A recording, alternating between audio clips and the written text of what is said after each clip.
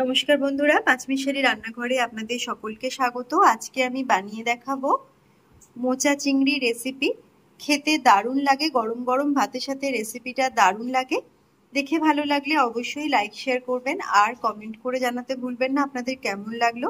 আর অবশ্যই চ্যানেলটিকে সাবস্ক্রাইব করে পাশে থাকা বেল আইকনটি ক্লিক করে নেবেন নতুন নতুন রান্নার আপডেট সবার আগে পাওয়ার জন্য। এখন আমি বানিয়ে দেখাচ্ছি মোচা চিংড়ি রেসিপি। বানিয়ে দেখাবো মোচা চিংড়ি। তার জন্য এখানে নিয়ে নিয়েছি মোচা, ভালো করে সিদ্ধ করে রেখেছি। নিয়েছি দুটো আলু, টুকরো করে নিয়েছি একটু ডুমো ডুমো করে, আর দুটো কাঁচা লঙ্কা চিড়ে রেখেছি। 200 গ্রাম চিংড়ি মাছ খোসা ছাড়িয়ে মাথা বাদ দিয়ে বেছে রেখেছি। নিয়েছি হাফ টিস্পুন ধনে গুঁড়ো, হাফ টিস্পুন জিরে গুঁড়ো আর 1 টিস্পুন লঙ্কার গুঁড়ো, কাশ্মীরি লঙ্কার গুঁড়ো। আর সাথে নিয়েছি আদার পেস্ট আর দুটো কাঁচা লঙ্কা, 1 টেবিল চামচ আদার পেস্ট আর সাথে দুটো কাঁচা লঙ্কার পেস্ট। নিয়েছি চিনি আর নুন স্বাদ মতো।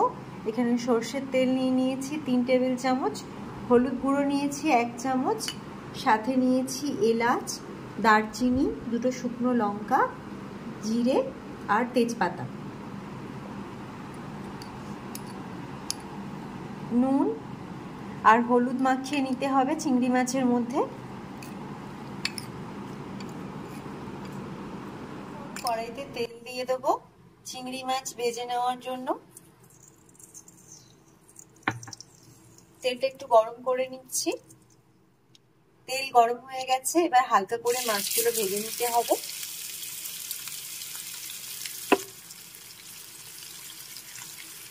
এখন চিংড়ি মাছগুলো ভাজা হয়ে গেছে, তুলে নিচ্ছি।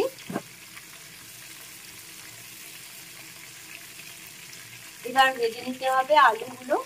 আলুর টুকরোগুলো দিয়ে দিচ্ছি তেলের মধ্যে।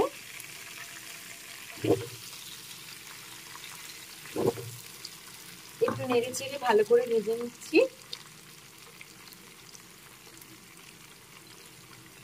আলুটা ভাজার জন্য একটু হলুদ গুঁড়ো দিয়ে দিলাম।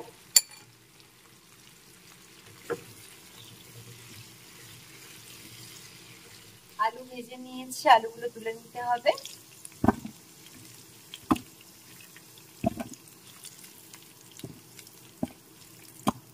মোচা চিংড়ি খেতে দারুণ লাগে গরম গরম ভাতের সাথে। রেসিপিটা খেতে খুবই ভালো লাগে। এখন তেলের সাথে দিয়ে দিচ্ছি ফোড়ন, দারচিনি, এলাচ, তেজপাতা, শুকনো লঙ্কা আর জিরে একসাথে দিয়ে ভালো করে একটু ভেজে নিচ্ছি। তরকারিতে একটু টমেটো দিলে খেতে ভালো লাগবে, তো আমি নিতে একদমই ভুলে গিয়েছিলাম। এখন নিয়ে নিয়েছি একটা বড় সাইজের টমেটো, একটু কেটে নিয়েছি ছোটো ছোটো করে। দিয়ে দিচ্ছি নুন। এখন একটু নেড়ে চেড়ে নিচ্ছি টমেটোটা নরম হওয়া পর্যন্ত। এখন টমেটোটা একটু নেড়ে চেড়ে নিয়েছি। দিয়ে দিচ্ছি আদা আর কাঁচা লঙ্কার পেস্ট, সাথে দিয়ে দিচ্ছি কাশ্মীরি লঙ্কার গুঁড়ো, হলুদ গুঁড়ো, ধনে জিরে গুঁড়ো।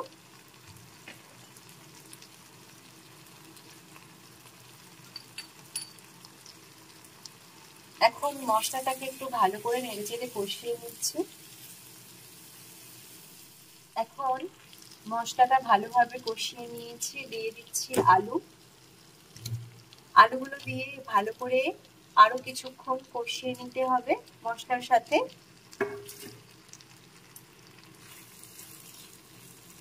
এর মধ্যে আমি সিদ্ধ মোচাটাও তুলে দিচ্ছি।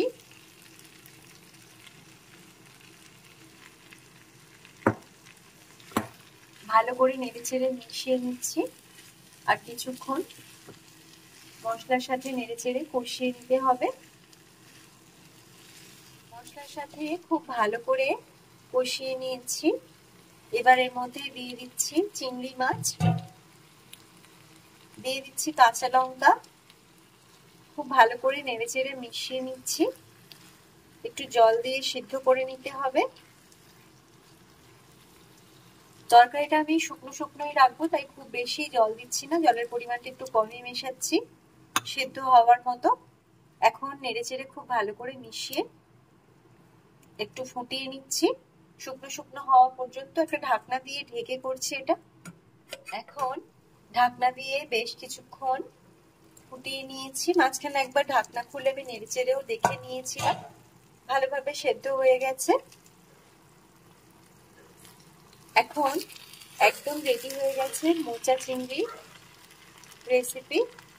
দিয়ে দিচ্ছি সাথে একটু চিনি, একটু নেড়েচেড়ে নিচ্ছি।